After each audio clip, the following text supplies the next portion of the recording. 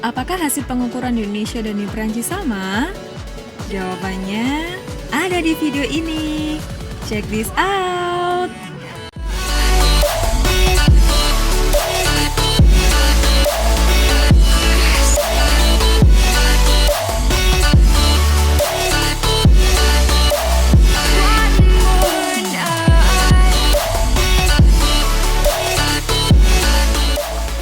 Dukung channel ini menjadi channel IPA nomor 1 di Indonesia dengan cara subscribe dan klik loncengnya agar tidak ketinggalan video update dari kita. Semoga bermanfaat. Assalamualaikum, hai, salam dari aku Meirose, teman belajar kamu. Gimana sepekan hari kalian? Pasti menyenangkan bukan? Jangan lupa bersyukur untuk hari-hari yang telah kalian lewati ya, teman belajarku. Kali ini Meirose pengen share cerita dikit nih. Pekan lalu Meirose pengen banget dibuatin baju. Nah, selama proses pembuatan baju, Meirose diukur dong. Dari mulai panjang tangan, panjang bahu, panjang badan, dan sebagainya. Nah, langsung dong otak berpikir lagi. Ada gak sih pengukuran di IPA itu? Kok penjahit aja sebelum bikin baju juga pakai ukur loh? Dan jawabannya jeng jeng jeng. Nunggu ya. Ulang deh, ulang. Jeng jeng jeng. Ternyata ada juga dong pengukuran di IPA. Terus apa sih pengukuran di IPA itu? Secara umum, pengukuran merupakan kegiatan membandingkan suatu besaran yang diukur dengan alat ukur yang digunakan sebagai satuan. Wow, ada 2 kata baru lagi nih dari pengukuran. Apa tuh? 1 besaran, 2 satuan. Besaran adalah sesuatu yang dapat diukur dan dapat dinyatakan dengan angka. Sedangkan satuan adalah pembanding dalam suatu pengukuran. Contohnya gimana sih? Atau gimana sih aplikasinya? Jadi misalkan ya, ada sebuah meja. Terus meja ini diukur menggunakan jengkal dari masing-masing temanmu dengan panjang jengkal yang berbeda. Nah, kalau di sini kan Meirose sama R besar ya. Coba mengukur meja yang ada di depan kita sekarang. Nah, ternyata Meirose itu 5 jengkal dan R besar 3 jengkal. Terus 5 dan 3 itu merupakan besaran dan jengkal itu merupakan satuan. Eits, kok beda sih?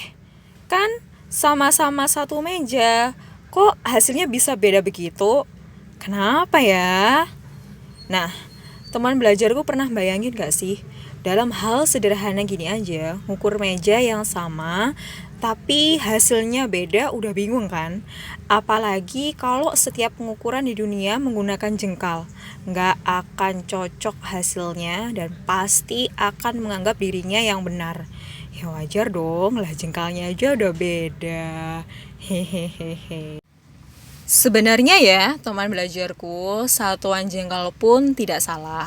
Karena dalam sistem satuan juga dibagi menjadi 2, yaitu satuan baku dan satuan tidak baku. Satuan baku adalah satuan yang digunakan untuk melakukan pengukuran dengan hasil yang sama atau tetap untuk semua orang. Contohnya sentimeter, meter, kilometer, kilogram, detik.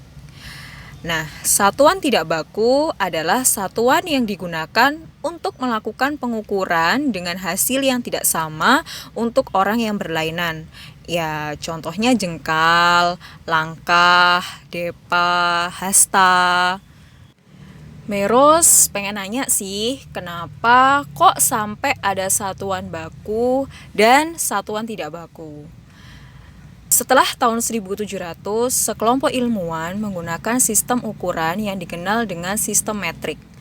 Pada tahun 1960, sistem metrik dipergunakan dan diresmikan sebagai sistem internasional sampai sekarang. Penamaan ini berasal dari bahasa Prancis Le Système International United. Sistem internasional ini memudahkan semua umat manusia di dunia karena disusun berdasarkan kelipatan 10. Jadi bisa nih dari objek yang paling kecil contohnya virus sampai yang paling besar contohnya galaksi. Dan nilainya pun sama seluruh dunia. Dalam sistem internasional juga menggunakan awalan untuk menunjukkan kelipatan. Misal, kilo pasti 10 pangkat 3. Giga pasti 10 pangkat 9. Nah, belakangnya mengikuti apa sih yang diukur? Bisa kilometer, bisa juga kilogram. Jadi, misal si meja tadi panjangnya 50 cm di Indonesia, maka dia akan juga sama 50 cm di Perancis. Lebih mudah bukan? Terus, manfaat pengukuran dalam kehidupan sehari-hari apa dong? Banyaklah. 1. Membuat gambaran melalui karakteristik dari suatu objek yang kita teliti. 2. Dalam industri dapat digunakan sebagai alat komunikasi dari mulai riset, operator, pengujian, sampai jaminan mutu terhadap produk yang dihasilkan. 3. Dapat digunakan sebagai dasar melakukan prediksi terhadap sesuatu yang akan terjadi. 4. Sebagai pengendalian serta jaminan mutu. Jadi kebayang gak sih, misal nih, kita hidup sebelum tahun 1700 dulu. Bikin baju sesuai jengkal penjahitnya. Pasti gak akan pas dan kegedean.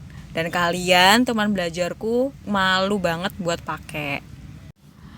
Oke, berakhir sudah video Meiros kali ini. Jangan lupa like, comment, share, and subscribe. Wassalamualaikum warahmatullahi wabarakatuh. See you next video.